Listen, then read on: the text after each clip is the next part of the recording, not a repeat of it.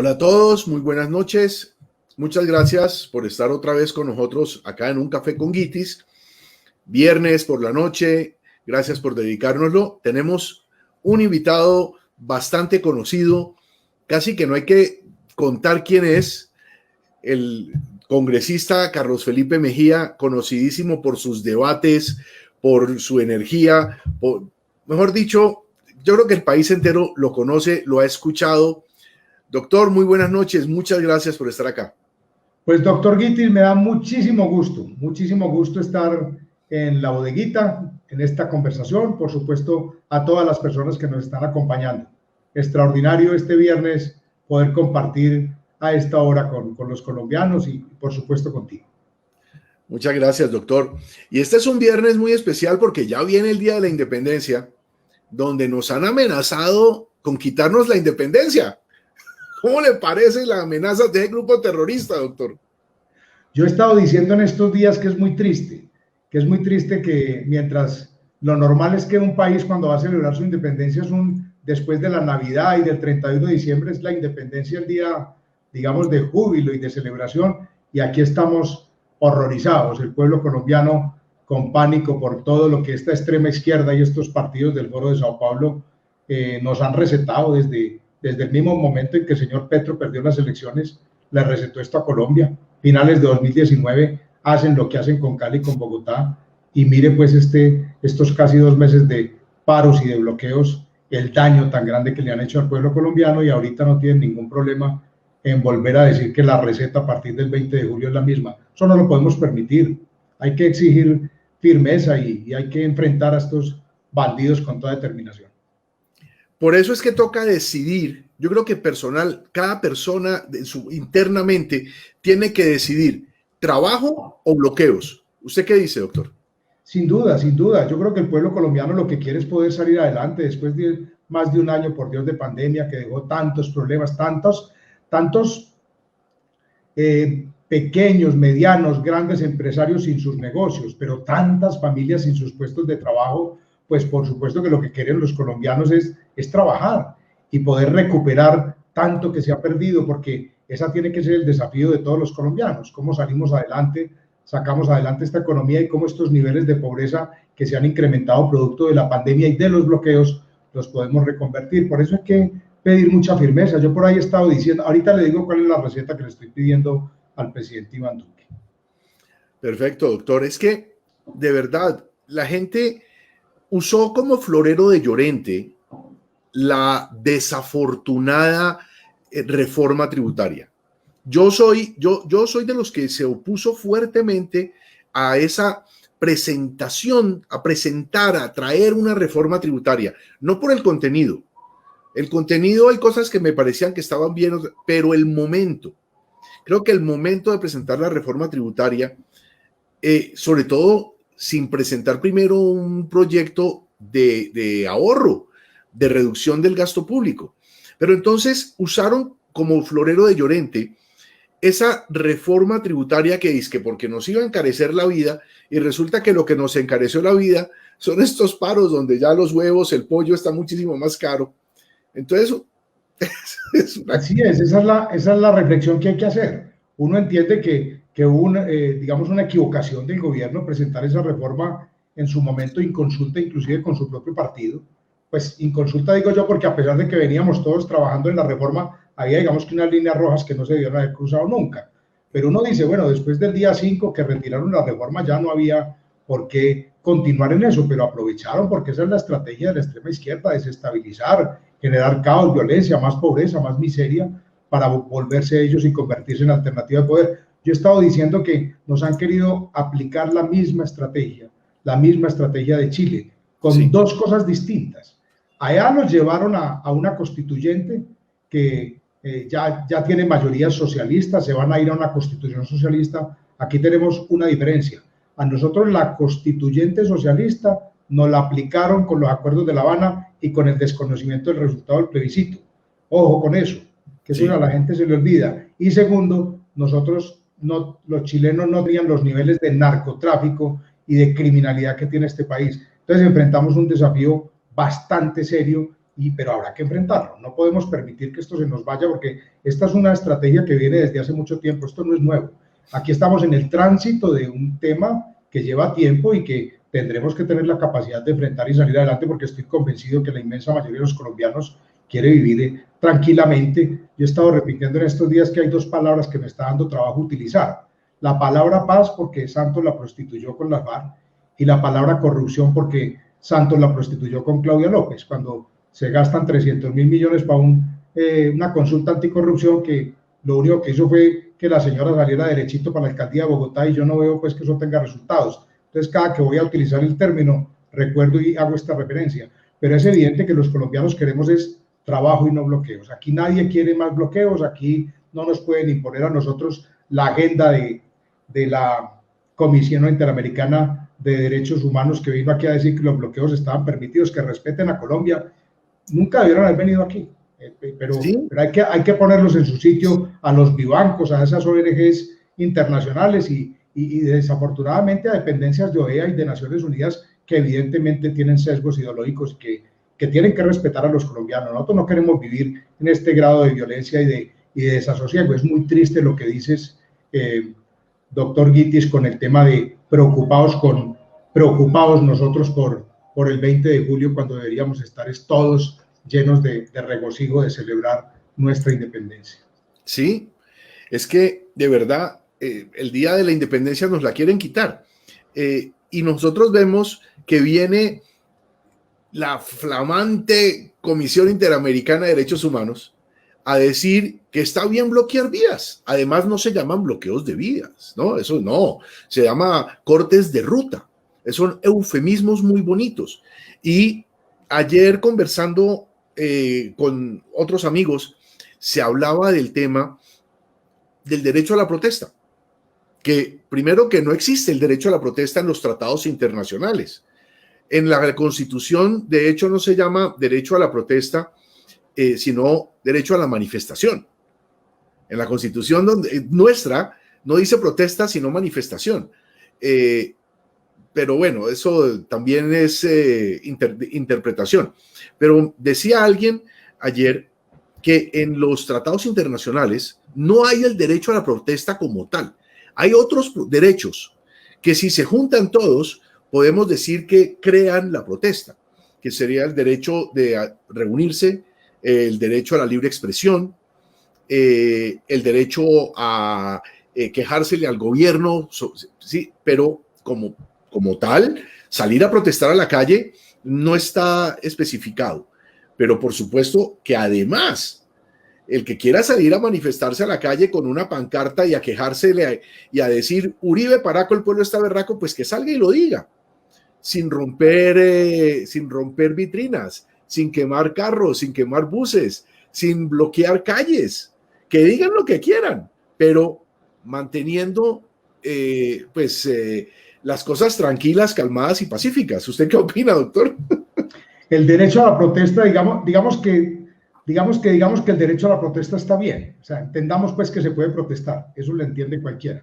Sí. Pero no perdamos, aquí hemos perdido un poco el foco, por este país ha sufrido tantas tragedias, tantos insultos a la democracia, tantos insultos a la legalidad, se han invertido tanto los valores de esta sociedad que hoy hasta nos enredamos en temas como este, y el tema es muy sencillo. Es por qué está pasando lo que le pasa a Colombia. Entonces, digamos, si van a protestar en Bogotá, pues entonces listo, tienen permiso, señores, para protestar en Bogotá, y protestan entonces por la avenida 26, llegan a la séptima y terminan en la Plaza Bolívar, y entonces las autoridades van a militarizar toda el área y van a dar toda la seguridad, y usted da la ruta para que hagan la protesta. Así debería ser.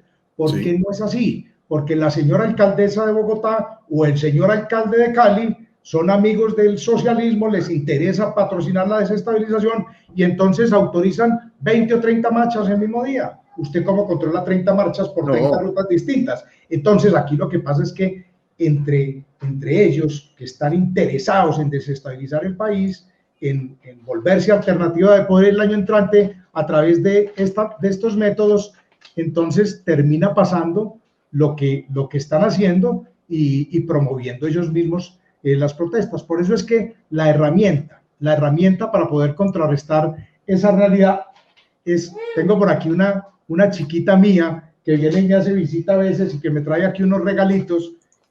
Mi vida, muchas gracias, mi corazón hermoso. Tú me dejas, yo termino, que estoy en una reunión con unos señores, mi corazón. Bueno, mi vida, y muchas gracias por el regalito, que aquí te traigo, me dice. No, perfecto. Es que, mire, es que cuando a la senadora Paloma Valencia viene la hija y le dice cosas también, y hay quienes se burlan de ella, se están olvidando de que las personas que trabajan en el Congreso son personas también que tienen su familia. Total. Yo también le agradezco cada rato con la chiquita. Me pasa cada rato que entra aquí y quiere saludar y lo uno y lo otro, pues porque estamos trabajando desde la casa todos y es normal, pero sí, eso es lo que ocurre. Pero te estaba diciendo lo siguiente, entonces finalmente son ellos mismos los que patrocinan esto, porque se prestan para ello. Dígame, ¿qué problema habría si usted da una ruta de protesta y usted militariza al lado y lado y pone toda la seguridad? No pasa nada y la gente protesta y listo. ¿Quieren protestar, digamos que desde las 8 de la mañana hasta las 10 de la noche? Pues miremos a ver en qué parte le hacen menos daño a la sociedad. Pero yo no conozco el primer país civilizado del mundo donde usted a punta de bloqueos y de arruinar a la sociedad y de quitarle todos los derechos a la ciudadanía, usted soluciona los problemas. Por supuesto que eso es completamente ilegal y por eso yo le estoy diciendo, doctor Guitis, al presidente Iván Duque, que tenga listo el 20 de julio el decreto de estado de conmoción interior, porque es la única manera como nosotros este país lo enrutamos por donde tiene que ser, pero no solo para que remuevan los alcaldes que se van a prestar con esta vagabundería de volver a desestabilizar Colombia, sino para prender las avionetas y empezar a fumigar con glifosato. Eso es lo que hay que hacer ya. Porque eso es lo que había que hacer hace rato. Esto está asociado al narcotráfico, entonces utilicen también la conmoción interior para fumigar y vamos mandando mensajes. Mucha gente me dice, senador, pero si la Corte Constitucional tumba eso ahí mismo, pues que lo tumbe. Yo sé que la Corte seguimos teniendo mayorías santistas que se prestaron para este descalabro en el que está Colombia, pero hay que reaccionar y hay que mandar mensajes muy serios porque nos están acabando el país. Nosotros no podemos permitir que nos acaben Colombia de la manera en que estos tipos nos acaban Colombia. Mire, con esto termino esta partecita. Yo recuerdo con horror Gustavo Petro en el Senado de la República en el año 2019, gozando con su celular y trinando porque estaban incendiando los CAI, porque estaban vandalizando Bogotá. Estos tipos, hombre, estos tipos son de una perversidad infinita. Ellos utilizan todas esas estrategias para llenar de terror a Colombia y mire cómo está pues la gente con la celebración del 20 de julio, que ya pues están anunciando que será peor que lo que ya vivimos. No se puede permitir. Hay que pedirle al gobierno mucha firmeza y que el presidente Duque tome las medidas que tenga que tomar, incluida la conmoción interior, que creo que no hay otra medida que nos pueda ayudar a que recuperemos el orden. Sí, el tema del glifosato es una promesa que nos la hizo, pues, en su tiempo, que en paz descanse Carlos Holmes. Él nos dijo que ya venía el glifosato y no lo dejaron. Y ahora el ministro también nos dijo que venía el glifosato y no lo han dejado. Y resulta que la coca que tenemos sembrada en todo el país, más de 240,000 hectáreas de coca, además es de una clase de coca que produce más. Entonces no solamente tenemos 240,000 hectáreas, sino que tenemos de una coca de mayor rendimiento y el dólar disparado para las nubes. Eso es que les da plata para todo. Doctor Guitis, no se nos olvide lo siguiente. El Foro de Sao Paulo, el socialismo del siglo XXI, estos sectores de izquierda son íntimamente ligados al narcotráfico. ¿Cómo se puede probar? Pues de una manera muy sencilla. Todos estos grupos terroristas de donde provienen buena parte de los que están hoy legalizados por cuenta de unos procesos de paz que van haciendo y le van dando elegibilidad política a estos señores que van indultando, y ahí tiene usted pues los Petros y tiene usted los de la FARC. No se olvide uno pues de dónde vienen y con quién tienen nexos. Es que el Palacio de Justicia lo incendiaron los señores del M-19, en el que militó el señor Gustavo Petro, con la plática de Pablo Escobar, claro, que era el interesado en que le dañaran los expedientes allá en el Palacio de Justicia. No lo perdamos de foco. Y pues el cartel de narcotráfico más grande del mundo fue, es y sigue siendo la FARC. Entonces, aquí estamos hablando de que además El cartel de los soles, los jefes del cartel de los soles son el señor Diosdado Cabello y el señor Nicolás Maduro. Entonces, ¿aquí de qué estamos hablando? Es que a ellos les interesa el narcotráfico. Pero a esta reflexión, yo he estado diciendo en estos días, esto viene desde el año 2009, cuando el señor Enrique Santos le dice a la FARC, mi hermano puede ser presidente el año entrante, aquí está la fórmula para volver a Colombia, un país socialista, porque en las urnas es imposible, pero a través del narcotráfico sí. Y por eso los acuerdos de La Habana son el acuerdo de impunidad para proliferar el narcotráfico en Colombia, que hay una alianza perversa de narcotráfico. Las 250.000 hectáreas de coca en las que estamos son el problema más grande que tiene el país y hay que enfrentarlo con toda determinación, porque está comprobado que mientras tengamos esa realidad, este país no es viable.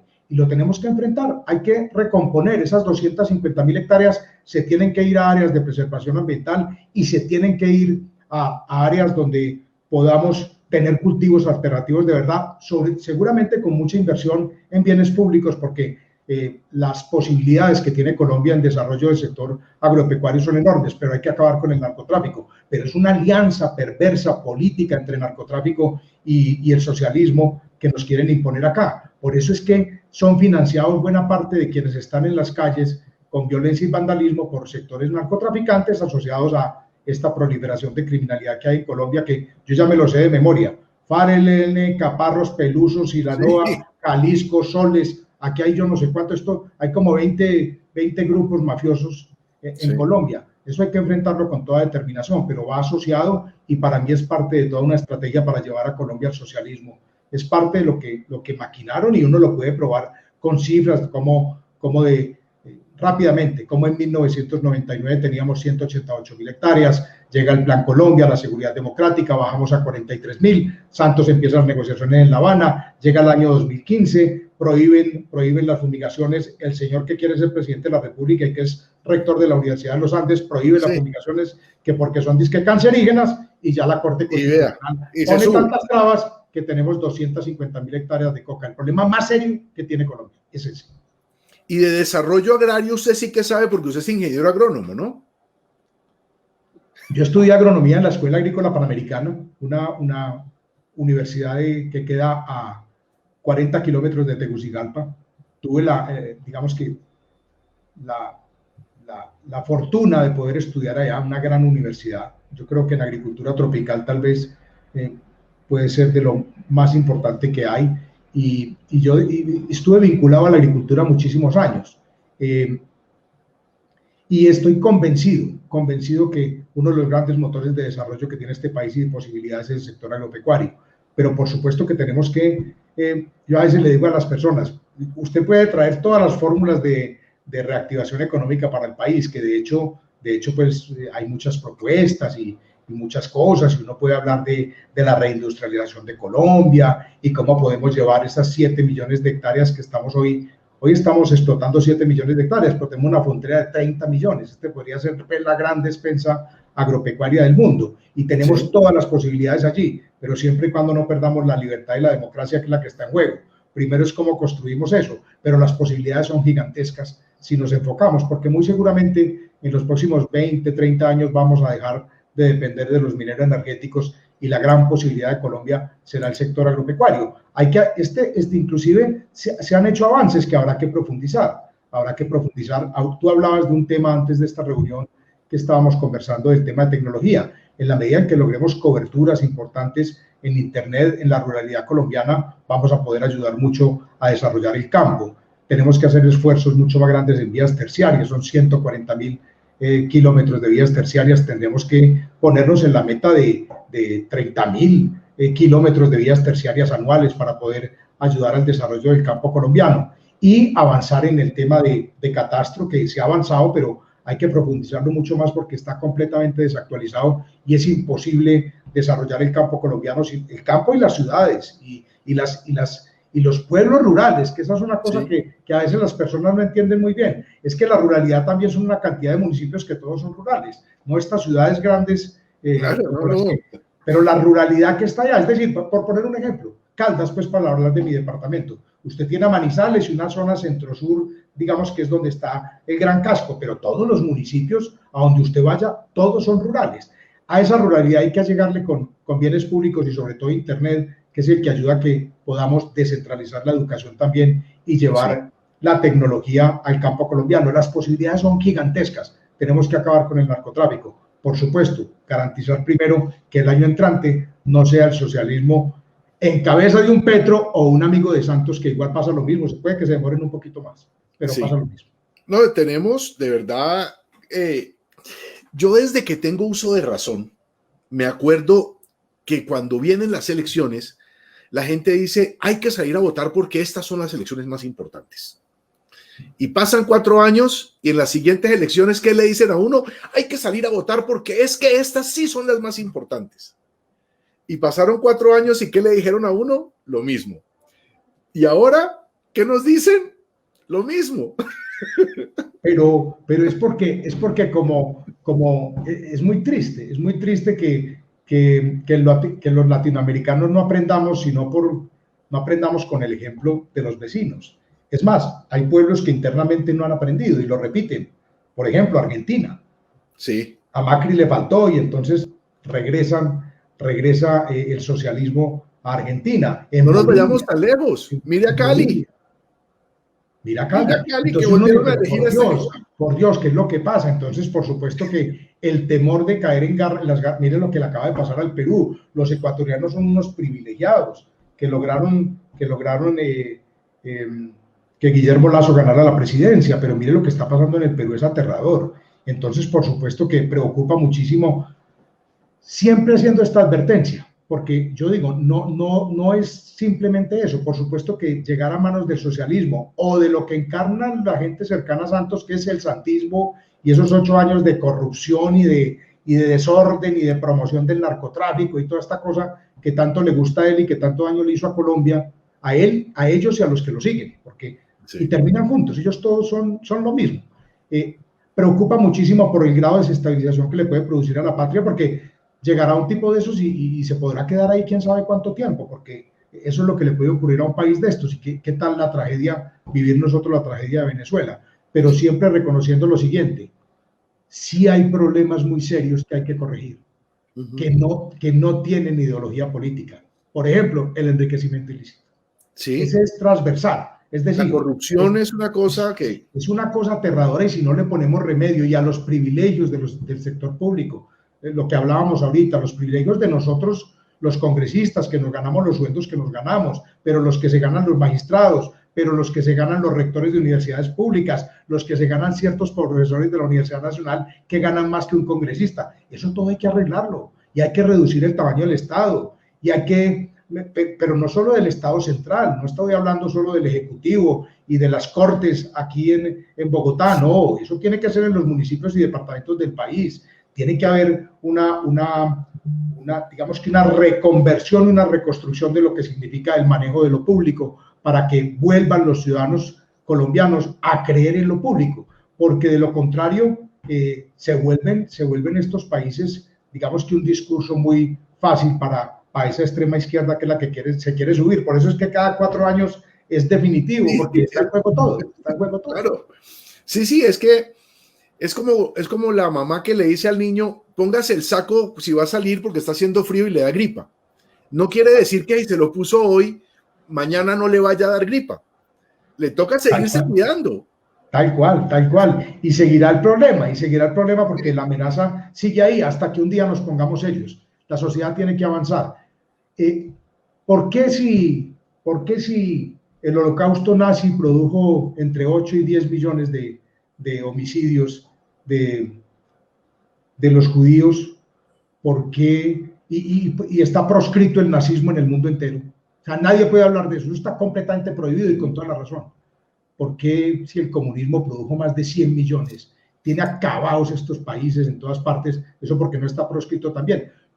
Yo decía en el Senado, claro, debería ser proscrito como es en Polonia. En Polonia está proscrito. Sí. Así debería ser. Eso llegará un día en que nos pongamos serios, y no se puede hacer con la sociedad lo que hace el comunismo, el socialismo con estos países latinoamericanos, y que impunemente estos tipos de la izquierda y del Foro de Sao Paulo van promoviendo robarse los países, porque hay gente que me dice, pero uno puede ser tan perverso, ¿no? Pues es que el ser humano, pues en esto hay de todo, pero la perversidad es de un tamaño, no, ellos van por lo de ellos van, primero están llenos de odio y resentimiento, que ese es un problema común a quienes defienden esa ideología, odio y resentimiento. Y llegan y se reparten entre ellos el Estado, les importa un pito, porque van por lo de ellos. Entonces son unas élites que capturan el Estado, lo empobrecen, lo arruinan, persiguen la iniciativa privada, promueven toda la ilegalidad, narcotráfico, minería ilegal, todo lo que, vea lo que hay en Venezuela. En Venezuela está Hezbollah, está Irán, hay todo lo que uno quiera, todo lo complicado del mundo está en Venezuela, porque ellos promueven todo ese tipo de cosas, no les importa quiénes son los dueños de Venezuela. Pues sí, las hijas de Hugo Chávez, los amigos de Hugo Chávez, los militares y policías que se quedaron con ellos, y una élite, y el 96% de la población es la pobreza, el país más rico de América Latina. No les importa. En un país que yo a veces lo describo como una isla flotando en un mar de petróleo. Total, el país con las reservas más grandes del mundo en petróleo, por Dios, ¿usted cómo va a creer eso? Y es el penúltimo en pobreza en Latinoamérica, no le gana sino Haití, es una tristeza lo que hicieron en 20 años esa revolución socialista. Cuando entró Hugo Chávez tenían 41, 42% de pobreza, que es bien alto, pero es que hoy tienen 96, ah, todo el mundo es pobre, lo mismo que en Cuba, es una tristeza, es una Cuba grande y continental, con un agravante, 2.200 kilómetros comparte con nosotros, por Dios. Eso es un problema para nosotros enorme. Entonces, yo sí creo que la sociedad tendrá que evolucionar para que sea prohibido ese tipo de sistemas. Es que usted no puede estar promoviendo acabar con las naciones, que es lo que terminan haciendo ellos. Entonces, para entender la falta de evolución también que hay cuando esto todo es permitido. Sí, es una cosa lo que está pasando allá y que no se le ve fin. Y realmente, si nos exponemos a ver las cosas que ha dicho el exalcalde de Bogotá, cuando dice que para su proyecto de gobierno necesita 3 o 4 periodos. Hágame el bendito favor, claro. Ese llega y seguramente va a querer hacer lo que hacen todos estos socialistas, comunistas, una constituyente, y terminan de adecuar lo que ya hicieron con los acuerdos de La Habana, los acaban de adecuar para que acabe de terminar esto ya permanentemente en manos de ellos, ¿no? Eso es un peligro, y es muy triste porque hasta libros le sacaron a Petro con todas las irregularidades de su alcaldía, pero son intocables porque los tentáculos son infinitos. Ahorita, entonces el señor sale la Corte Interamericana y entonces dice que el procurador no lo podía destituir y casi que nos cambiaron. Aquí ya la Procuraduría casi que se puede cerrar porque por cuenta de lo de Petro, la Corte Interamericana mandó cerrar la Procuraduría en Colombia. Pues palabras más, palabras menos, lo que yo estoy diciendo, y le encimaron una indemnización. Y ahorita es que salieron toda la familia también a pedir indemnizaciones. Entonces imagínese usted. Entonces al señor Petro no solo que hizo hartos daños, metidos en ese grupo criminal que fue el M-19, lo indultan. Entonces yo hago una pregunta, doctor Guitis, ¿qué es lo que hay en la primera línea? En la primera línea lo que hay es unos pequeños Petro que dicen, si yo me vuelvo violento, esta sociedad me va a privilegiar. Mañana me indultan, puedo ser alcalde de Bogotá y hacer lo que me dé la gana, importar carros de basura que no sirven para nada, y a mí, yo soy intocable porque como yo soy reinsertado, yo puedo lo que me dé la gana y puedo ser hasta presidente de la República. Camine, violencia, volvámonos violentos. Ese es el mensaje para los muchachos colombianos. Es una tristeza lo que nos está pasando. Pequeños Petro es lo que hay en esas primeras líneas que se han inventado aquí, que es una cosa muy parecida a esos grupos chavistas, a esos colectivos chavistas y a esos grupos también que hay en Cuba, también financiados por esa dictadura, promovidos por esa dictadura para contrarrestar las manifestaciones. Aquí nos están aplicando lo mismo. Eso es una guerra urbana que también en su momento el señor Santos pronosticó, que aquí o se hace lo que ellos digan o hay guerra urbana, y entonces ahorita pusieron ahí unos títeres que tienen ellos, todos los partidos del Foro de Sao Paulo, unos títeres que están ahí que son dizque los promotores del paro, a darle órdenes al gobierno como si ellos hubieran ganado las elecciones, y entonces como no se hace lo que ellos dicen, entonces acaban con el país. Es lo mismo, es el mismo tratamiento, eso es sistemático y eso es copiado. Eso hay que parar. Eso, y es la violencia premiada, y cuando uno ve a Petro hablar de que tomó las armas por amor, pues debe haber sido por amor al olor a pólvora y sangre, pero yo no sé, porque pues tomar las armas para matar a quienes piensan distinto, yo a eso no le veo mucho amor. No, yo creo que es el gran problema que sufre el país. El país le dio porque a todos estos grupos que se alzan en armas y que secuestran y asesinan y llenan de sangre al país, terminan haciendo acuerdos de paz, indultando a esta gente. Y, hombre, pues puede que algunos, pero hay una cosa que yo tampoco he podido entender. ¿De dónde sacan que porque a un criminal de esos lo indultan, entonces se vuelve bueno? Para mí el tema psicológico de Petro es de un criminal y eso no ha dejado de serlo. Porque a mí me dicen, pero es que usted también, de esa gente que se reinsertó, hay unos que han salido juiciosos. Sí, también, seguramente. Pero hay unos como Petro que para mí, o sea, todo ese tema Sí, que están tocados. Psicológico, Sí. no, de verdad que es que no lo veo. O sea, ese señor tiene un problema bien serio. Y entonces es el que puede ser presidente de este país, ¿no? Aquí, distinto a lo que pasó en Justicia y Paz del presidente Álvaro Uribe, que desmovilizaron, pues imagínese usted, desmovilizó 18,000 guerrilleros, 35,000 paramilitares, y no les dieron elegibilidad política, les dieron penas alternativas. Ese sí funcionó perfecto, y esos cabecillas paramilitares, el que siguió delinquiendo desde la cárcel, porque los hicieron pagar cárcel, los extraditaron. Pero esto, sin ver cómo le parece a usted en el Senado de la República, y ahí hay un señor declarado violador de niños y niñas, declarado, todo el mundo sabe, criminal, asesino. Hay otro que asesinó, incendió, quemó 45 niñitos en una iglesia de Bojayá, ahí sentado en el Senado de la República, muertos de la risa. Entonces, ¿cómo quiere usted que una sociedad funcione cuando termina premiando eso? Eso es digamos que es que antes no estamos como estamos, por Dios. Sí, no estamos peor.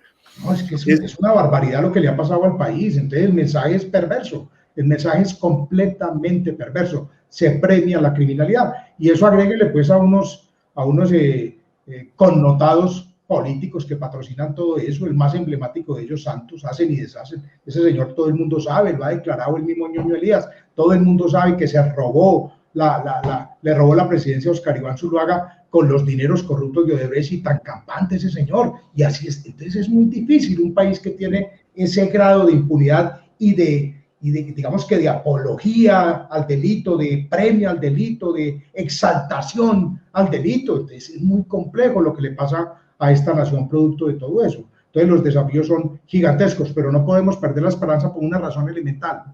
El 99% de este pueblo colombiano es gente trabajadora que quiere vivir en un país tranquilo, que quiere salir adelante, y es por ellos que tenemos que trabajar todos los días con determinación para que no nos arrebaten esta patria. Que ese grito de los cubanos hoy se sienta en todos los rincones de Colombia, para que a los Petros, a los Santos y a todos estos que promueven esta vagabundería les digamos basta, y no les vamos a permitir que se nos tomen el país el año entrante. Eso tiene que ser el mensaje claro para el pueblo colombiano. Sí. Lo único que yo le puedo decir es amén, que así sea. Ojalá, porque es que de verdad la situación es muy complicada y nosotros vemos cómo se han torcido los valores. Cuando a un tipo que se unió a un grupo de asesinos, de terroristas, de violadores, de secuestradores, y hoy lo vemos allá en el Congreso, un tipo que se une a un grupo de esos es porque está de acuerdo con lo que hace un grupo de esos. Y estoy hablando de Petro, ¿sí? Porque es que él muy jovencito, él dice que él se unió después de que el M-19 habían matado a José Raquel Mercado, y que entonces él no tiene nada que ver, y que una cantidad de crímenes que cometieron los del M-19, él dice, no, yo me uní después, entonces no tengo nada que ver. Pero si él se unió a un grupo que cometió esos crímenes, es porque estaba de acuerdo con ellos. Y por eso yo pienso que un tipo que se une a un grupo de asesinos es porque si está de acuerdo con ellos, es un tipo que sigue pensando igual. Estoy de acuerdo con usted. Eso no es que cuando le firmaron el indulto, le cambió el chip, se cambió de operador y ya dejó de ser malo y se volvió bueno. Entonces, pero aquí hay muchísima gente que ve con romanticismo a un tipo declarado, confeso asesino. Pues, él no confiesa ningún crimen, pero haber sido parte de ese grupo de asesinos, de terroristas, y lo ven muy bien. Pero en cambio, al presidente Uribe, que lo han perseguido, lo han investigado, solamente la única prueba de alguna cosa que él haya hecho es cuando se le robó un paquete de papitas a Iván Duque en el Congreso. De resto, no hay ninguna otra prueba de ningún crimen. Pero a él sí lo persiguen y llevan 20 años persiguiéndolo y nada. Montealegre y toda su pandilla no pudieron encontrarle absolutamente nada, pero a él sí lo tratan de matarife, en cambio a Petro, no, gran padre de la patria. Estamos... Claro, porque la estrategia es esa. ¿Cómo hacemos nosotros para que el socialismo pueda llegar a Colombia? Entonces, una es narcotráfico, y ahí mire pues dónde nos llevan. Y la otra es, ¿quién fue el que fue capaz de enfrentar a la criminalidad y hacer este país viable, democrático, libre, próspero, tranquilo, y enfrentar a todos los criminales? El presidente Uribe no era que para unos y para otros, no, eso era todo el mundo, todo el que estuviera por fuera de la ley. Entonces, se fueron guerrilleros y se fueron paramilitares y se fueron mafiosos, y eso, digamos que, y los resultados son extraordinarios. Entonces, claro, la estrategia es este señor que es el que le ha puesto el pecho a la brisa, el que ha sido el muro de contención contra el socialismo, no solo de Colombia, porque los enfrentamientos del presidente Álvaro Uribe son ejemplarizantes para toda América Latina y para el mundo. Por eso es un líder mundial reconocido por todas las democracias del mundo y por todos los ciudadanos demócratas del mundo, por lo que ha librado él en su batalla política por la libertad, por la democracia de los pueblos, que son al final del día el único sistema que se ha comprobado que puede ayudar a que muchos colombianos y seres humanos puedan vivir en mejores condiciones. Como saben que es él, pues el objetivo es él. Y el objetivo es él. Y yo le decía en estos días, cuento esta anécdota, en estos días nos invitaron a una conferencia algunos de mis compañeros con partidos políticos latinoamericanos, tal vez había unos españoles también democráticos, y yo les decía, les voy a resumir lo que pasa en Colombia. Ese líder político que todo el mundo reconoce, que el mundo entero reconoce como un gran demócrata, como el gran batallador por la libertad y la democracia latinoamericana, que volvió viable a Colombia, ese hombre, entonces la Corte Suprema no tiene ningún problema en coger un proceso donde él va y dice, vea, hágame el favor y me investigan a este señor, que es que tengo declaraciones de que ha ido a yo no sé cuántas cárceles colombianas y del exterior a buscar paramilitares o gente al margen de la ley que hablen contra mía, investíguenlo.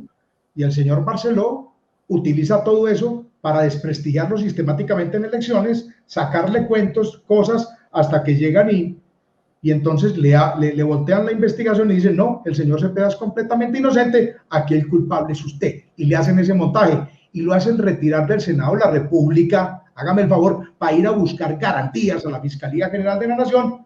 Pero eso sí, la señora de Manuel Marulanda Vélez presidiendo las sesiones del Senado de la República. Sí, no. Ahí está lo que le pasa a Colombia. Pues agréguele usted pues que allá están pues muchos más y criminales criminales de lesa humanidad, también sentados en el Congreso, pero digamos para hacer un símil, presidiendo las sesiones, y el presidente Uribe renuncia para ir a buscar garantías. Hombre, es una descomposición gigantesca, es un daño enorme. Mire usted lo del fiscal Montealegre, eso es una perversidad ese señor, y tan campante. Seguramente se sentó con Santos y dijo, bueno, ¿cómo nos vamos a ganar esto? Entonces, primero encontraron la plata de Odebrecht para robarle la presidencia a Oscar Iván. Entonces, la plata de Odebrecht, primero, los miles de millones de Odebrecht. Y segundo, hagámosle un montaje y le hacen el montaje del hacker. Sí. Y ese sinvergüenza fiscal tan campante.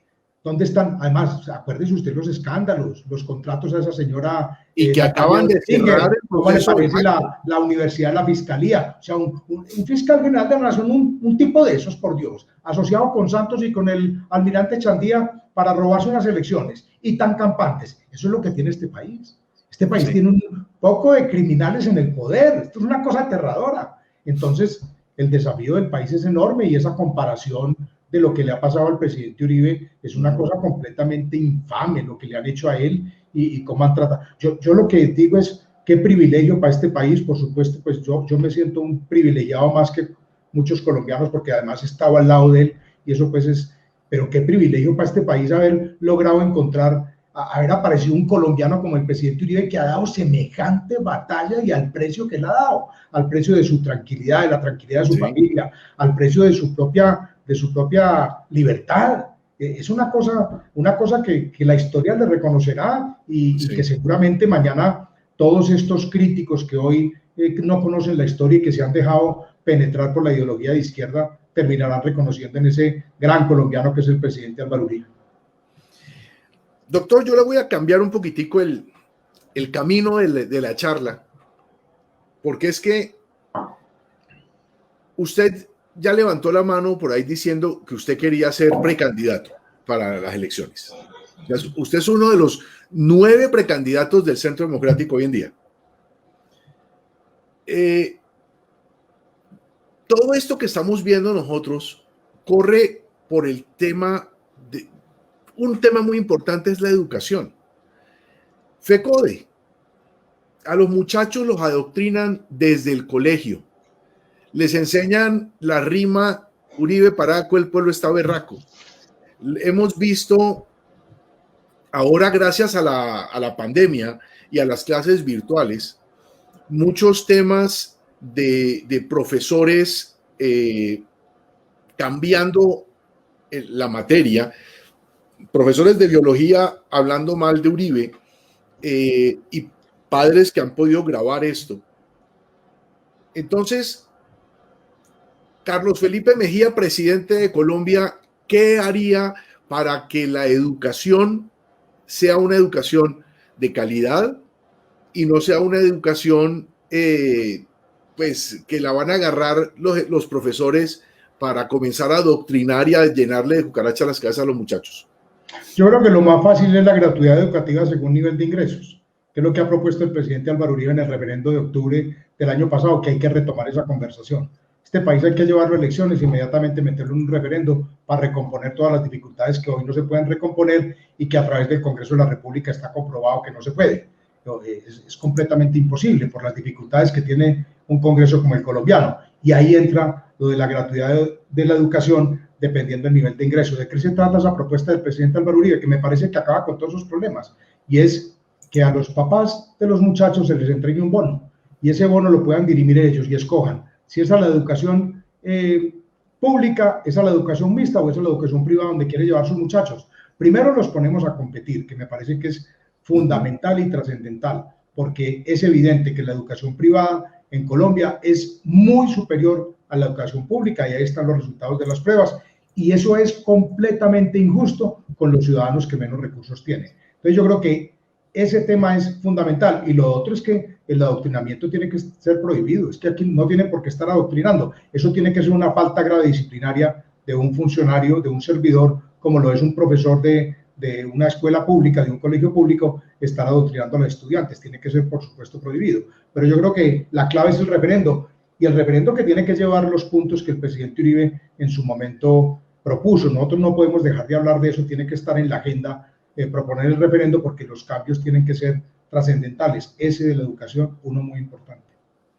Es que el tema del adoctrinamiento, uno ve que una empresa contrata, qué sé yo, a un contador para que haga la contabilidad. Y si el contador llega a trabajar y se dedica a otras cosas, se dedica a cuidar el inventario, se dedica a servir el café, puede ser que haga el mejor café del mundo, pero si a él lo contratan para que haga la contabilidad y sirve el café, lo echan de la empresa.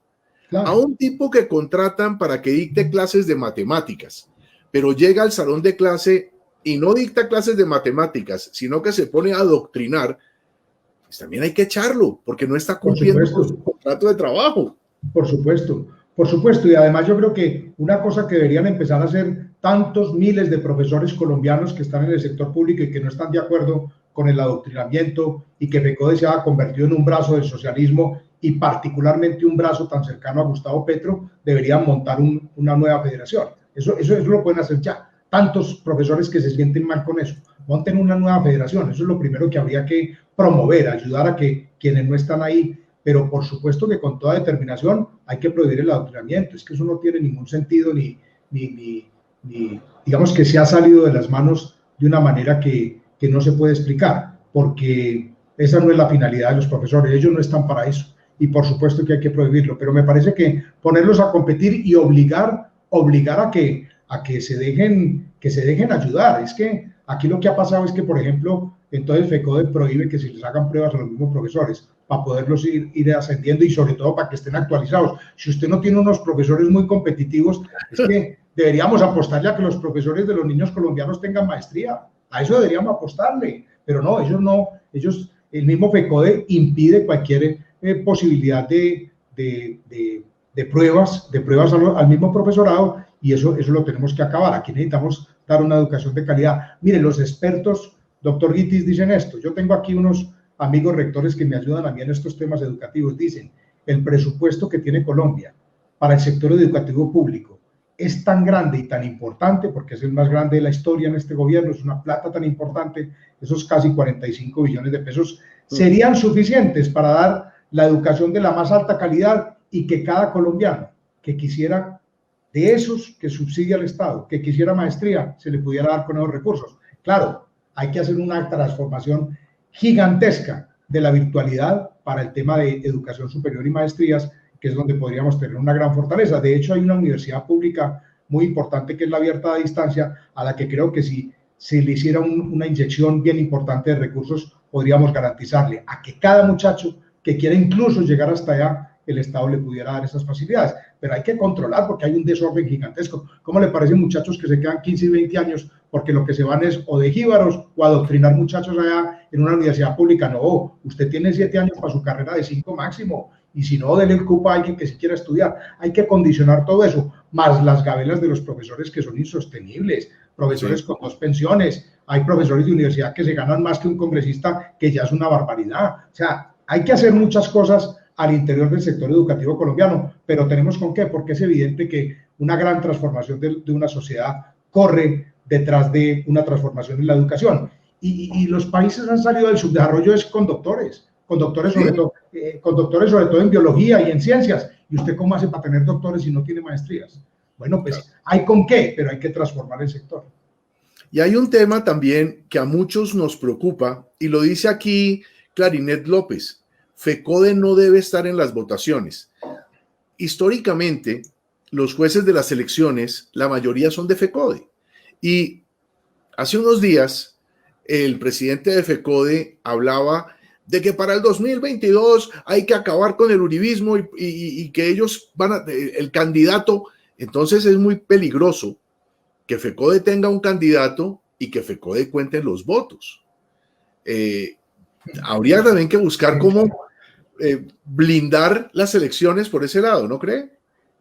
De todas maneras, a las mesas de votación también llegan, digamos que llegan funcionarios del Estado, pero también llegan empleados de empresas que están en las cámaras de comercio. Eso ha cambiado un poco. No es que solo FECODE está sentado en esas mayoría. Urnas, ¿no? Hay muchos. No, aquí lo que tenemos que hacer es lo siguiente. También los partidos políticos tenemos todo el derecho a tener personas en esas votaciones. Aquí habrá que poner mucho cuidado, es como muchos ciudadanos colombianos, pues los podemos promover para que estén vigilando esas elecciones, donde estarán los tentáculos de los que pertenecen a FECODE y le hacen campaña a Petro, que son una gran mayoría, y no les permitimos que le metan las manos a las elecciones, donde van a querer que su ídolo y su jefe, el señor Gustavo Petro, gane las elecciones del año entrante, que podría ser pues la tragedia más grande de la historia de Colombia. Sí. Bueno, ya hablamos de FECODE. Hay otra cosa que yo creo que también mucha gente, ahora con este tema de este paro criminal, hemos visto a los policías desamparados. 15 policías dentro de un CAI, con unos infelices tirándoles gasolina para incendiarlos, y los policías salen corriendo sin usar sus armas de dotación, porque están muertos del susto de que un policía que saque su pistola y le pegue un tiro a un infeliz de estos que les está tirando gasolina para quemarlos. El policía siente que el Estado no lo va a respaldar, que el policía no, o sea, esa cosa que se inventaron, que es que usar fuerza proporcional, cuando el Estado tiene que usar la mayor fuerza para que no haya la posibilidad de que un criminal empate. El criminal tiene que perder siempre contra el Estado. Y la fuerza proporcional, estamos yendo, ¿cómo le explico yo? Estamos yendo a un partido de fútbol de la titular del Barcelona contra la segunda B de qué sé yo, de Pasto.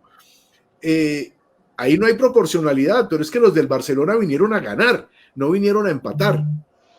Entonces yo pienso que el Estado tiene que ser esa titular del Barcelona.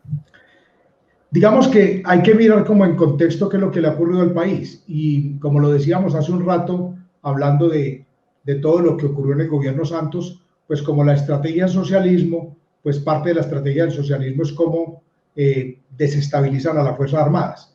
Y las Fuerzas Armadas, pero también pues por supuesto la policía inclusive de primera, porque lo que necesitan es precisamente que el caos y la violencia puedan imperar. Entonces, en la medida en que usted no tiene quien controle la seguridad de las ciudades, la seguridad del campo, pues maravilloso, y entonces echarle la culpa de todos los males, eso es parte de la estrategia del socialismo, para poder generar caos.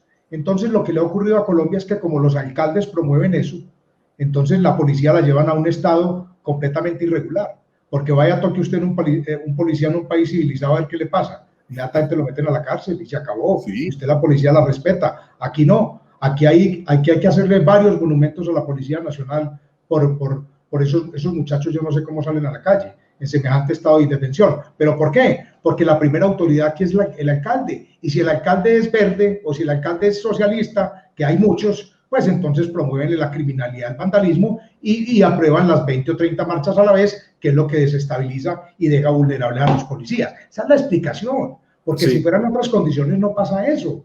Entonces aquí lo que hay que hacer primero, reivindicar a las Fuerzas Armadas y a la policía, que los terminaron igualando a los terroristas de la FARC.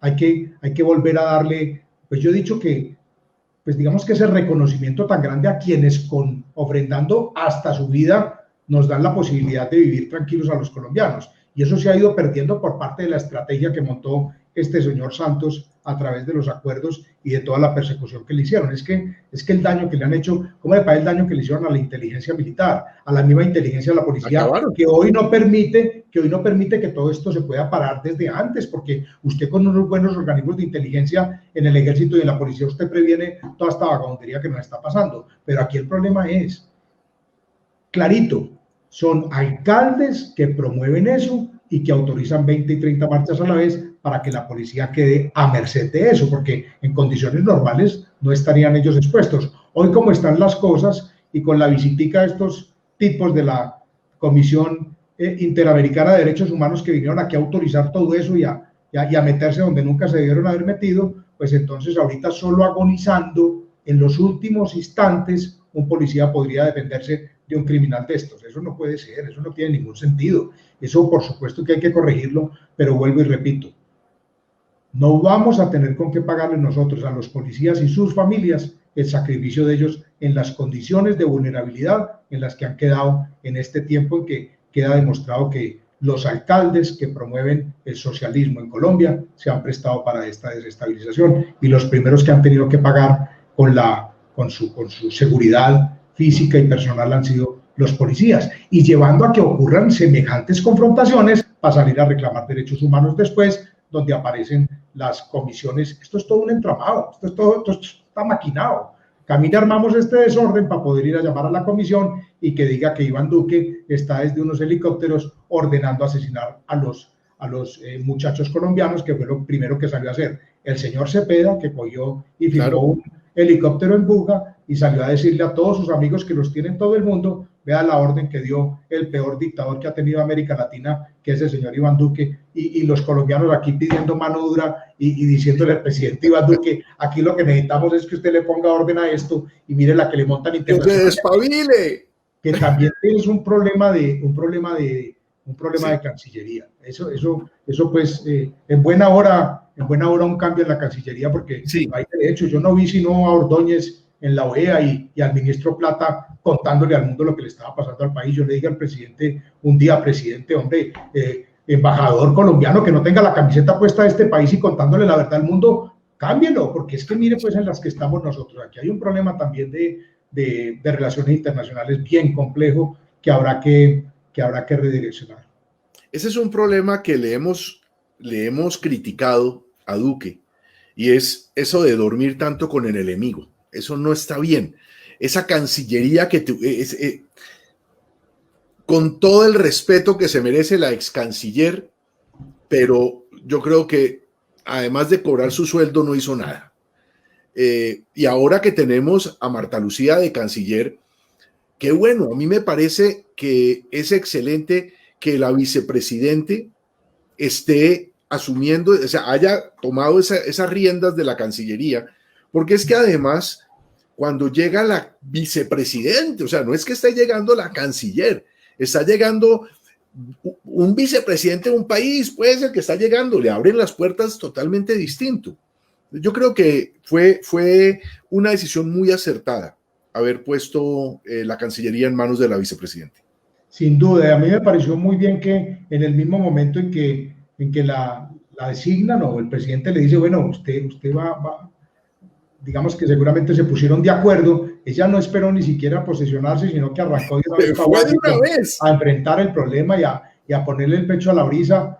Me parece que la cogieron cansada con la visita de la Comisión Interamericana, ahí sí la cogieron cansada, pero bueno, digamos que también estoy de acuerdo en que hace una buena labor y ella tiene, digamos que, muy claro todos estos temas que le están pasando al país. Yo sí veo ahí un cambio. Yo inclusive por allá, este es un episodio que de alguna manera da la impresión de que hubiera pasado inadvertido. Yo creo que el paro, los bloqueos le han hecho tanto daño al país, y en este país pasan tantas cosas que se nos olvidan, pero cuando el ministro Molano dice voy a prender las avionetas, salen 5 relatores de Naciones Unidas a decir que no se puede, que eso va en contra del punto 4 de los acuerdos y que eso va contra el medio ambiente. Yo ahí mismo le escribí a la ministra, a la canciller, le escribí una carta, te la voy a pasar para que la mires, te la voy a enviar, diciéndole, oiga, esto no puede ser, ¿cómo así que 5 relatores de Naciones Unidas diciéndonos a nosotros que el glifosato, y miren los problemas que se están causando en Colombia, que estamos esperando nosotros los colombianos para contarle al mundo la tragedia de las 250.000 hectáreas, que estamos esperando para decirles, miren lo que pasa con los acuerdos de La Habana, estos señores no cumplieron absolutamente nada, Duque les ha cumplido absolutamente en todo, y estamos nadando en coca y no nos permiten hacer absolutamente nada. Ustedes vamos a permitir que nos destruyan esta nación de esta manera. Esto hay que contárselo al mundo, porque uno dice, pues Venezuela y Cuba, que pues por Dios, pues se sabía que iban a estar cómplices ahí. Yo creo que Noruega tiene una gran responsabilidad también por todo lo que hicieron ahí, pero el resto de países todos engañados por Santos y una diplomacia internacional que se arrodilló a eso. Pero hoy es lo que tenemos en realidades para mostrar,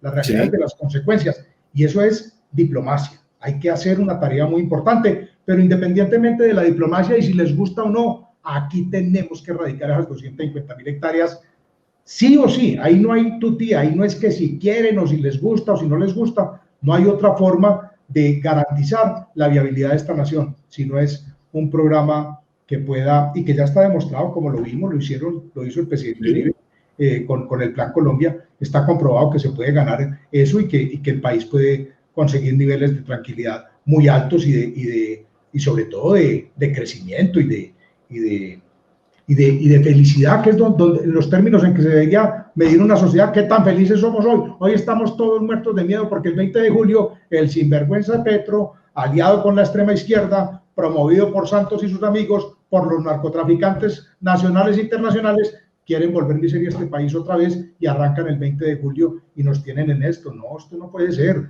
Este país no aguanta más este tipo de cosas y aquí tenemos que ponernos todos frente común para recuperar el orden y la tranquilidad y que podamos transitar en libertad y en democracia, que es lo que está en riesgo. RCN mostró unas imágenes de jóvenes de la primera línea que tienen un campamento aquí en Bogotá, autorizado pues por supuesto por la alcaldía. Les dejó un terreno para que hicieran su campamento, los de la primera línea de otras partes que están viniendo a Bogotá. RCN mostró unas imágenes de cómo entrenan a machete limpio y cómo entrenan con utilización de lazos para tumbar a los policías. Y yo no me explico por qué si hay esas imágenes, no hay una intervención de una vez. Pero... Lógico, y miren lo que hizo el alcalde de Cali. El alcalde de Cali cogió a los de la primera línea y los contrató directamente él. O sea, es una barbaridad. Sí. Y mire, esto de RCN es, ¿cómo le parece? En el mismo Bogotá están los sitios de entrenamiento, y ¿dónde está entonces, dónde está la inteligencia, y dónde está la policía, y dónde están las autoridades poniendo orden? Por más que la señora Claudia López esté promoviendo eso, porque a mí me da risa las peleas entre Claudia López y Gustavo Petro. Esos son peleitas de horas. Ellos al final se juntan, ellos son lo mismo, todos pertenecen al Foro de Sao Paulo y a la misma ideología, unos pues con perversidades mucho más grandes, pues ellos pelean para reconciliarse. Ellos pelean para reconciliarse, ellos son la misma cosa, ellos todos están detrás de lo mismo. Claro. Entonces a mí sí me parece que sí, eso aterra, que en Bogotá esté pasando eso y que un medio de comunicación como RCN lo muestra. Eso no debería suceder, eso lo deberían haber, la inteligencia debió haberse dado cuenta de eso, y eso lo deberían haber intervenido hace rato. Entonces, sí, pues por supuesto que eso sí preocupa, por eso es que hay tanta preocupación, porque me parece que lo del video del entrenamiento que ha mostrado RCN, por supuesto que prende las alarmas de lo que puede estar pasando en otras partes del país, preparándose para lo del 20 de julio. Sí, y eso también nos debe, cuando Petro fue alcalde, también Petro habló una vez en Canal Capital, si no estoy mal, sobre un programa que él había hecho en la alcaldía, que habían agarrado a una cantidad tremenda de pandilleros y les habían pagado para que no robaran, y les habían pagado 100.000 millones de pesos, es la cifra que Petro da. Yo le voy a mandar el video después, doctor. Esos deben ser los que trinan, deben ser los que tiene los de las bodegas de él, con seguridad, pues están pagados. 10.000 pandilleros a 100.000 millones de pesos en esa época era, cuando el salario mínimo estaba como en 600, esta gente recibía como 860.000 pesos mensuales durante un año, que fue lo que duró el programa. Entonces, por no robar, recibían más plata que el sueldo mínimo. Claro, pues pero es que esa es la ideología de ellos. Entonces también, no oye usted pues a Santos y a De la Calle, que es que yo prefiero verlos sentados en el Congreso quedando bala. Entonces, ¿cómo así? Entonces, hay que dar bala para llegar al... No, hombre, no, pero ¿cómo así? Ellos justifican todo de esa manera. Los socialistas son así todos igualiticos. Sí. Entonces, ese es el tema. Usted camine, yo le pago, y entonces, ¿cómo le pago? Ya queda de cuenta mía, y ya de aquí para adelante sigue haciendo lo que yo le diga y me la debe. Entonces, pues claro, para eso utilizan los dineros del Estado. Ellos son expertos en utilizar los recursos del Estado en beneficio de sus intereses y nadie los investiga. Entonces, nadie investiga. El tipo se gastó, según él, porque lo declaró, lo confesó, 100.000 millones. No les importa decir las cosas porque saben que son completamente inimputables. Sí. Es que los tipos dicen, pobre, si me perdonaron hacer y deshacer, o sea, es que esos criminales les han perdonado todo: violación de niños, secuestros, asesinatos, todo lo que usted quiera, sentados en el Congreso de la República muertos de la risa. Pues entonces esa es la lógica de ellos. Ese es el problema tan grande que tiene el país, y que estamos evidenciando en todo esto que está pasando en este momento, en esta violencia tan grande generalizada, y en esta guerra urbana que vuelvo y repito, no es nueva. El señor Santos, defendiendo los acuerdos, defendiendo el plebiscito por el sí, amenazaba con la guerra urbana, que finalmente la terminaron aplicando, porque como el presidente no es el de ellos, entonces la guerra urbana aplica también en este momento. Eso es lo que nos está ocurriendo. Nos quedamos con los gordos de las FARC sentados en el Congreso, dando bala en el monte, con la guerra urbana. O sea, nos quedamos con todo. Con todo, hombre. Unos tipos que en 2010 estaban arrinconados como unas ratas en Venezuela, diezmados, llevados a la mínima expresión, este país creciendo.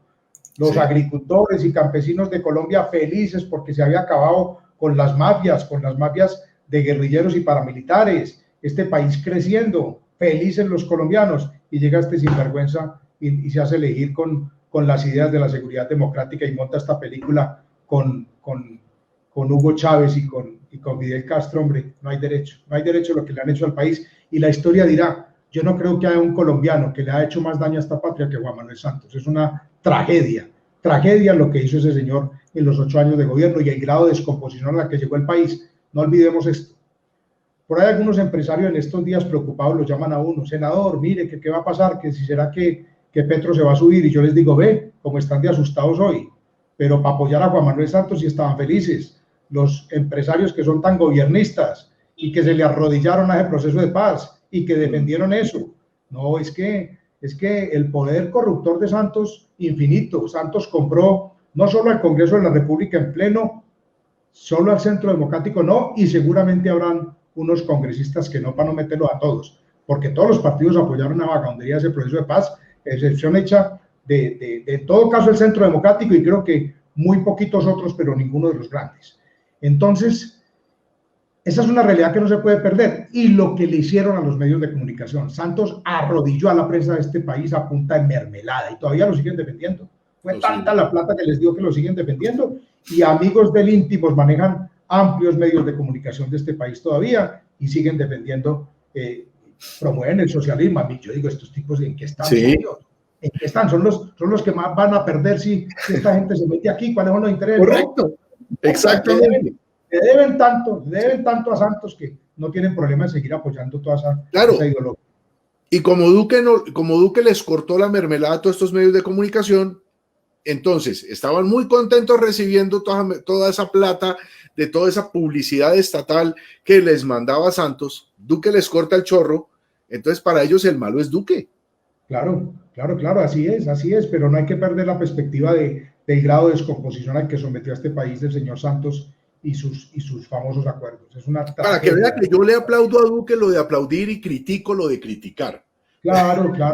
No, y el gobierno tiene logros muy importantes. Hay que reconocer, por ejemplo, que antes de que empezara la pandemia teníamos el tercer crecimiento más importante de América Latina. Hay que entender que la pandemia en medio de las dificultades la venía manejando con absoluta responsabilidad. Hay avances muy grandes en el tema de minero energético, lo que han hecho en infraestructura, rescatar todas esas 4G. Esa ministra de Transporte de Infraestructura ha hecho una gran tarea, lo del túnel de la línea, por poner un ejemplo, lo del aeropuerto del Cabé, para hablar de aquí, de mi departamento de Caldas. Esa fue también una obra suya. Una cantidad, sí, yo me la he jugado desde que era diputado, le estoy dando a ese aeropuerto y sí, afortunadamente con el presidente Iván Duque lo pudimos sacar adelante, con el apoyo de la ministra, que es una gran ministra, y con el apoyo del director de la Aeronáutica Civil y de tantas, bueno, hoy está de secretario general de la OASI, el doctor Juan Carlos Salazar, y el apoyo del presidente Álvaro Uribe, que ha sido incondicional de ese proyecto y que me ayudó también y yo lo llevé a todas partes para que pudiéramos sacar esto adelante. Yo me siento muy orgulloso de ese aeropuerto y que lo hagamos realidad porque ya va a empezar la construcción, como 40 años este departamento bregando a tener eso. Pero yo creo que obras de infraestructura en las regiones se ha avanzado mucho y el presidente le cumplió las promesas de esas obras a muchos departamentos. Yo creo que hay logros. Lo que pasa es que ¿sabe qué me da mucho pesar? A mí me da mucho pesar, se lo digo de verdad. El gobierno venía bien, pero este manejo, esa presentada, esa reforma tributaria de la manera en que la hizo inconsulta y las consecuencias de lo que eso ha traído, digamos que han tapado todo lo bueno que venía haciendo, porque, digámoslo con toda sinceridad, es que el ciudadano no entiende cómo en un gobierno del centro democrático y de la seguridad democrática hayamos perdido el valor más importante, que es el de la seguridad y la tranquilidad. Esa es la verdad. Digamos las cosas tal como son. Es la verdad. Entonces, ahí me dicen, bueno, diga pues alguna cosita, ¿qué fue lo que le pasó al presidente Iván Duque? Le voy a decir, mi presidente Iván Duque es muy buena persona para un país con tanta gente tan perversa. Sí, el tema de verdad de las tantas obras en las regiones es muy bueno porque es que eso genera empleo y definitivamente donde hay empleo hay flujo de caja, la gente tiene plática en el bolsillo, la gente está más contenta, pero pues con el paro va en contra de todo esto.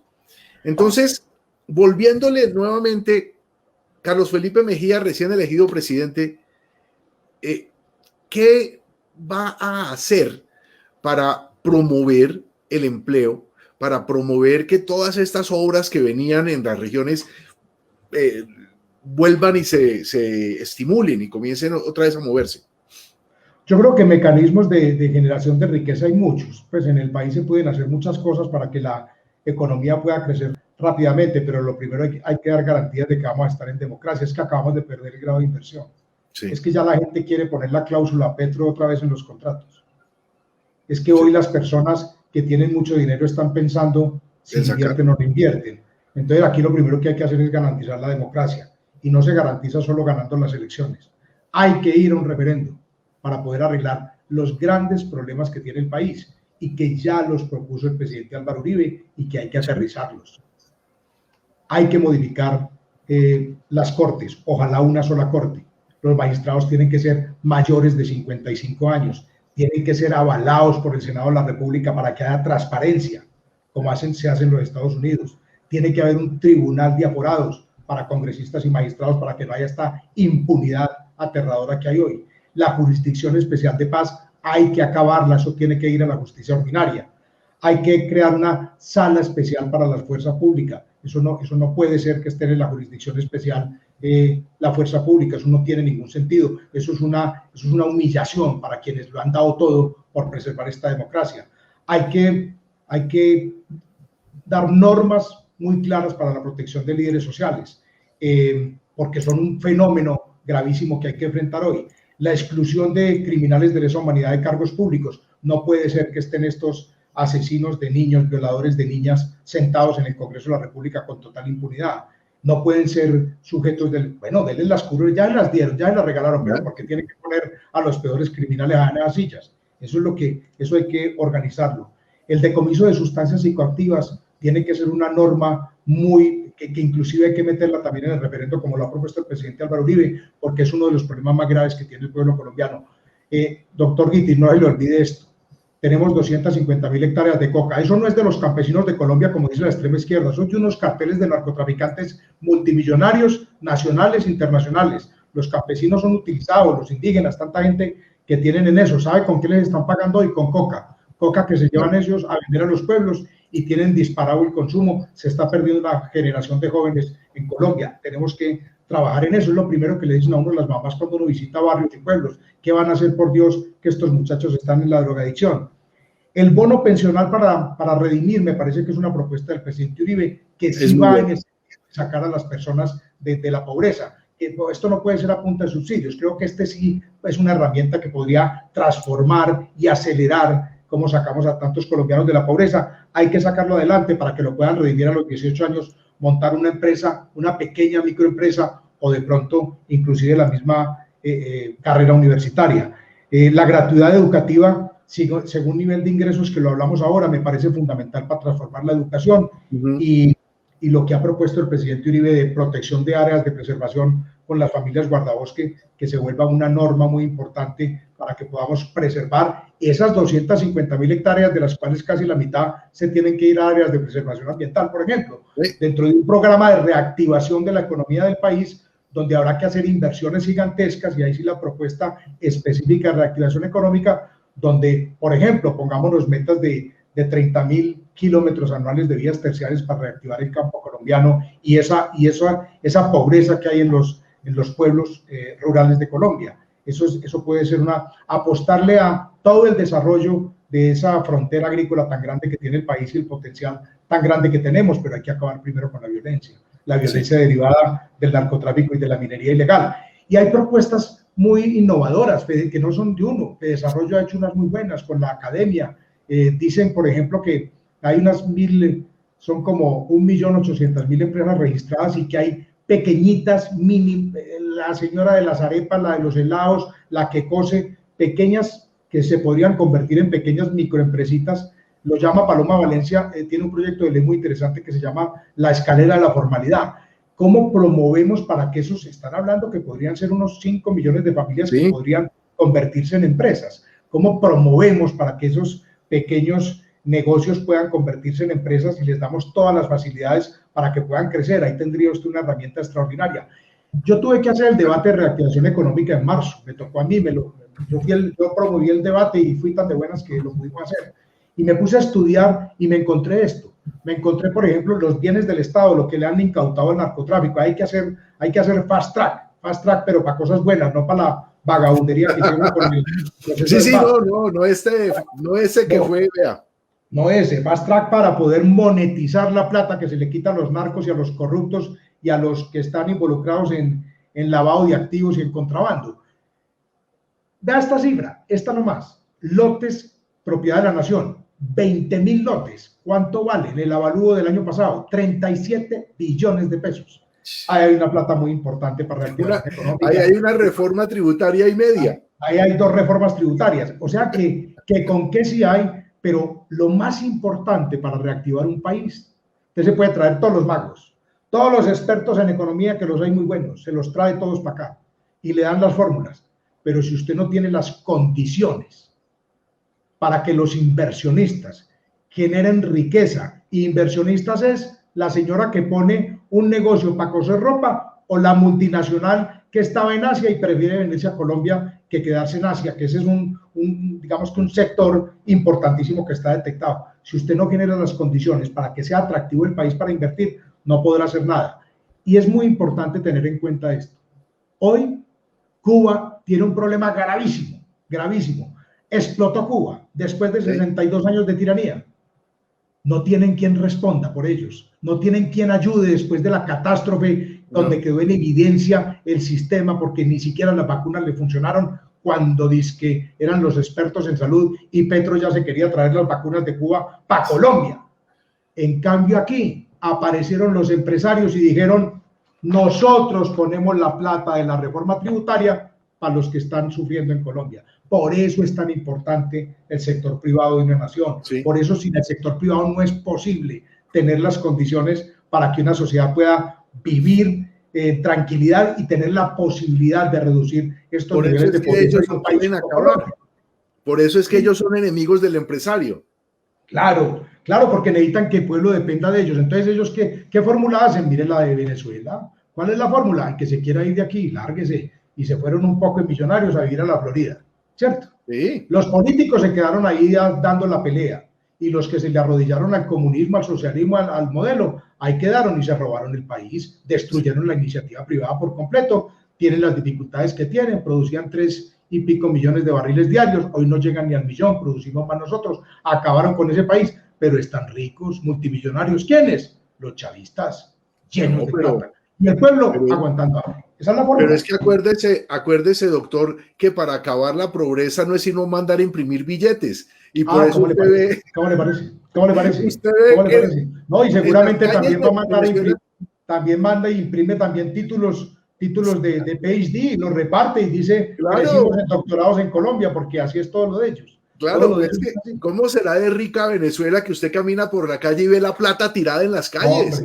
Hombre, es una tragedia, pero ahí está una explicación muy clara de por qué es tan importante la iniciativa privada, no solo por el desarrollo personal, que uno pueda resolver qué es lo que quiere, esa competencia tan importante para generar puestos de trabajo, para generar riqueza, sino que quiénes son los que salen a responder, de dónde salen los impuestos. Claro.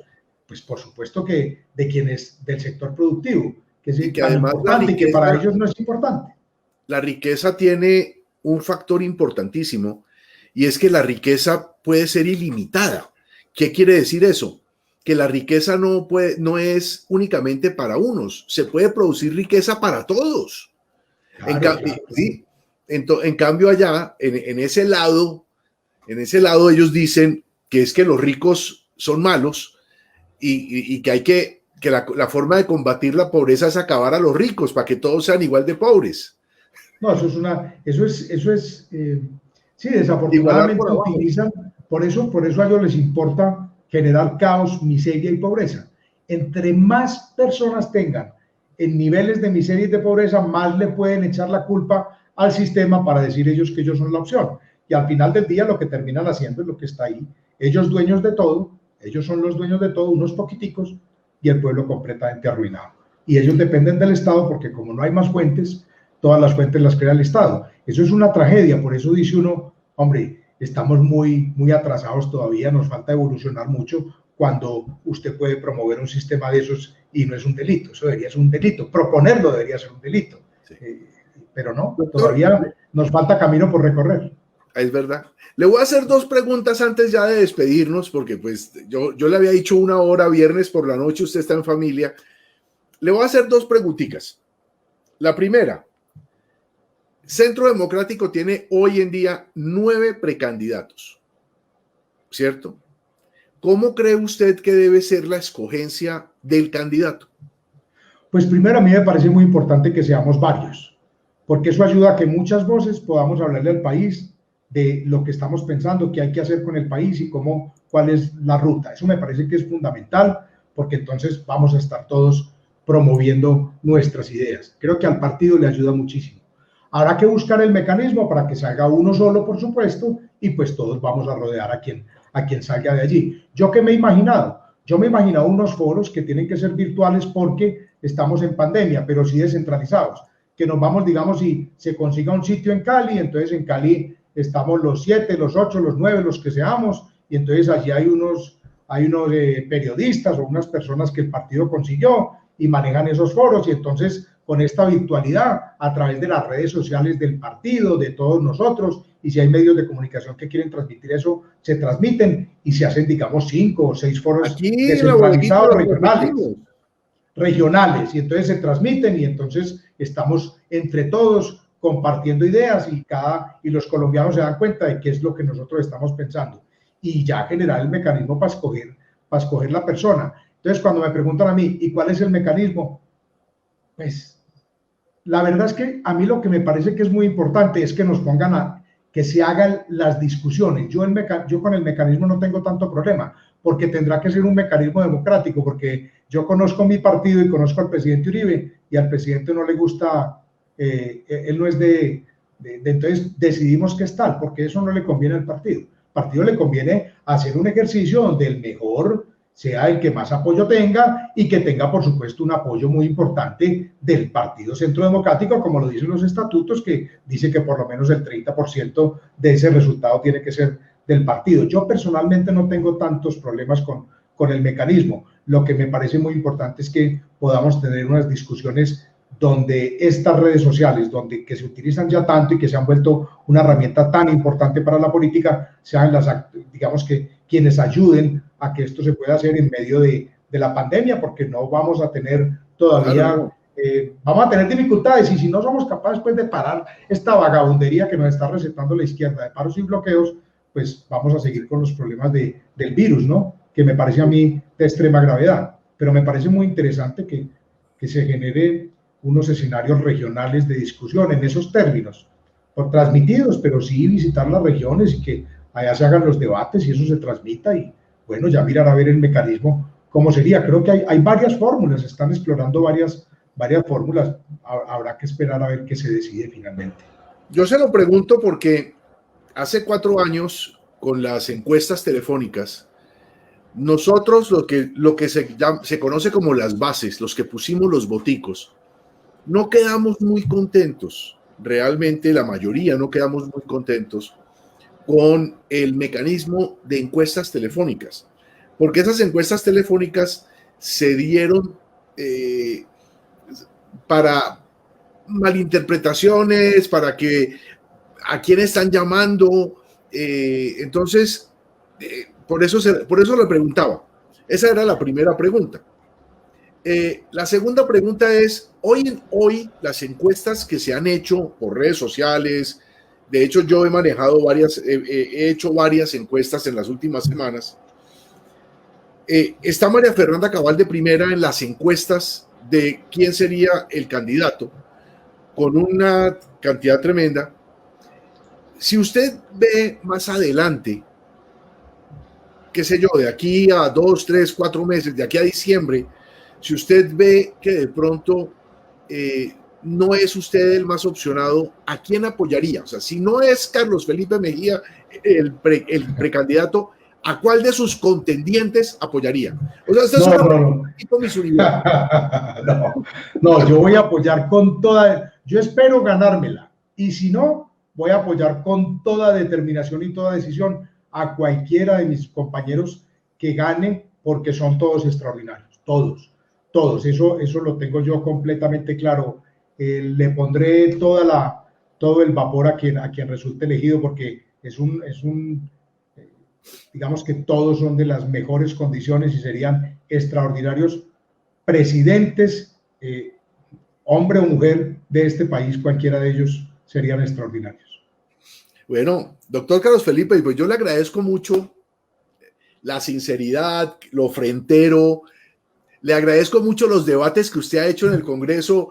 No, yo creo que así como a mí me gusta verlo, así usted enardecido, defendiendo pues nuestros puntos de vista, porque sus puntos de vista son muy parecidos a los de muchos de nosotros, los que somos uribistas. Pues yo tengo que agradecerle, además aprovecho y le agradezco todo eso, y le agradezco que haya sacado 1 hora y media en el viernes por la noche, en vez de estar jugando con la niña y haciendo dibujos con ella, esté con nosotros acá en este programa. Yo le agradezco mucho, doctor. No, a ti te agradezco muchísimo. Yo he disfrutado mucho este diálogo. Me parece que es una forma muy agradable de poder exponer las ideas sobre el país. Te lo agradezco infinitamente, y a todas las personas que nos acompañaron, mil gracias, y ya sabes que aquí estoy a la orden cada que quieran que dialoguemos. En eso estamos, y todo lo contrario. Para mí es un placer poder compartir contigo y con los colombianos que nos acompañaron. Pues muchas gracias, doctor. Ya sabe, de todos modos, en el momento en que usted quiera decir algo y no tenga quien le escuche, nosotros lo escuchamos. Perfecto, me parece muy bien, extraordinario. No somos CNN, pero tampoco somos NN. Está buenísimo. No, ustedes son muy famosos y le ayudan mucho a la difusión de estas ideas. Extraordinario. Muchas felicitaciones por todo lo que hacen. Muchas gracias, doctor.